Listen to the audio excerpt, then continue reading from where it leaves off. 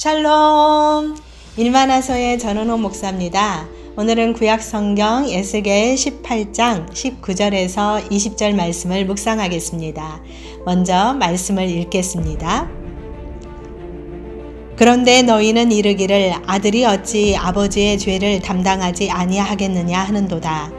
아들이 정의와 공의를 행하며 내 모든 율례를 지켜 행하였으면 그는 반드시 살려니와 범죄하는 그 영혼은 죽을지라. 아들은 아버지의 죄악을 담당하지 아니할 것이요 아버지는 아들의 죄악을 담당하지 아니하리니 의인의 공의도 자기에게로 돌아가고 악인의 악도 자기에게로 돌아가리라. 아멘. 우리가 세상에 대해서 화를 내는 경우의 대부분은 이 불공평한 처사 때문에 그러하는데요. 사회 경제적인 혼란은 정의와 공의가 실현되지 못하는 데서 발생을 합니다.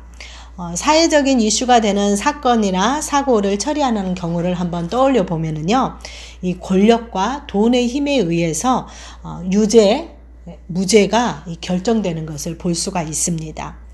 또 경기 침체가 지속되는 그런 과정에서 물가는 계속 상승 중인데요. 이 물가 상승률에 따라서 시장 경제 가격이 결정된다는 것은 우리가 다 상식적으로 알고 있습니다. 하지만 이 상식이 제대로 적용되지 않을 때가 많은데요. 예를 들자면 이 밀가루 값이 상승하면 그 밀가루를 재료로 사용해서 만들어지는 빵이나 라면, 과자류의 값도 덩달아서 값이 올라갑니다. 하지만 나중에 밀가루 값이 하락해도 이미 올린 이 물건 값은 내려오는 경우는 없습니다. 당연히 소비자의 입장에서는 이것을 불공평하다고 느낄 수밖에 없는데요. 정치적인 시끄러운 논쟁도 한번 살펴보십시오. 결국에는 공정성보다는 내가 하면 노맨스, 남이 하면 불륜, 이 내로남불식의 일을 처리하는 경우가 상당히 많아서 문제가 됩니다. 우리 사회가 그렇기 때문에 더욱 하나님을 믿고 신뢰하게 되는데요. 하나님은 때에 따라서 당신이 세우신 기준을 고무줄처럼 늘리거나 줄이지 않습니다. 그분은 이 사랑이라는 큰 틀 안에서 공의와 정의를 실행하시고 또 공평하게 모든 것을 평가하십니다. 오늘 읽은 에스겔 18장 말씀은 전체적으로 이런 내용들을 다루고 있는데요. 하나님은 유다 백성들에 대한 당신의 심판이 불공정하지 않고 매우 정당하다는 것을 변론을 하셨습니다. 당시 유다 백성들은 그들 사이에서 아버지가 신 포도를 먹었으면 먹었으므로 그의 아들의 이가 시다 라는 이 속담을 사용해서 하나님의 심판이 무겁고 부당하다고 항의하면서 불평을 토로했었는데요. 이에 대해서 하나님은 아버지가 신포도를 먹었으면 아버지의 이만 시지 그것에 대해서 아들까지 그 이가 시지 않다라는 것을 말씀을 하시면서 각자가 지은 죄는 자신이 담당해야 한다는 것을 말씀하셨습니다. 그렇다면 왜 백성들은 이 속담을 사용했던 것일까요? 그것은 하나님께서 이전에 이스라엘 백성들에게 주셨던 십계명과도 관련이 있는데요. 출애굽기 20장 5절과 6절 말씀에 보면 이런 내용이 있는데요. 제가 읽어드리겠습니다. 내 하나님 여호와는 질투하는 하나님인즉 나를 미워하는 자의 죄를 갚되 아버지로부터 아들에게로 3, 4대까지 이르게 하거니와 나를 사랑하고 내 계명을 지키는 자에게는 1000대까지 은혜를 베푸느니라.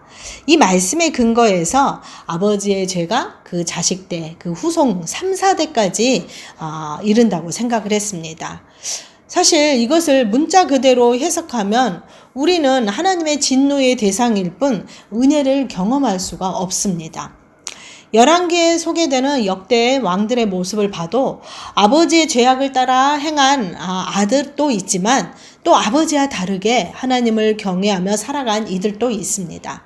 하나님은 그 하나님을 경외하는 그 왕들의 모습을 보시고 그들의 삶을 평탄하게 하시기도 하고 또 하나님을 떠난 자에게는 진노의 심판의 막대기를 들이미시기도 하셨습니다. 이 말씀 구절은 단순히 문자 그대로의 해석보다는 하나님의 그 진노보다는 하나님께서 베푸시는 은혜가 매우 크다라는 것을 강조적으로 표현하시기 위해서 비유를 하신 것입니다. 위에 속담 역시 아버지가 지은 죄를 자식이 똑같이 범하면서도 회개하지 않는 경우에 심판을 받는다고 해석하는 것이 훨씬 타당합니다. 자녀는 부모의 영향을 10중8구 받게 될 수밖에 없습니다. 그만큼 죄라는 그 영향력은 더 크기 때문인데요.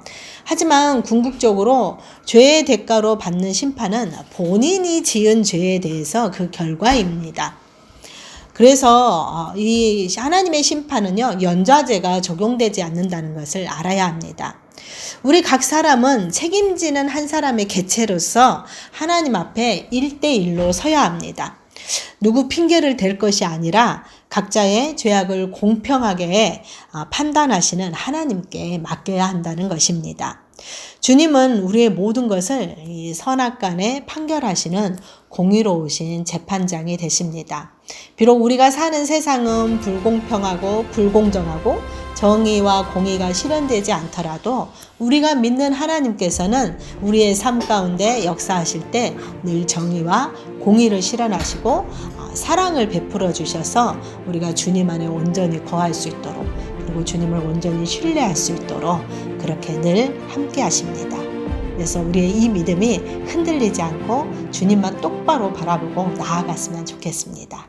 네, 오늘의 말씀은 여기까지입니다. 여러분, 오늘도 샬롬!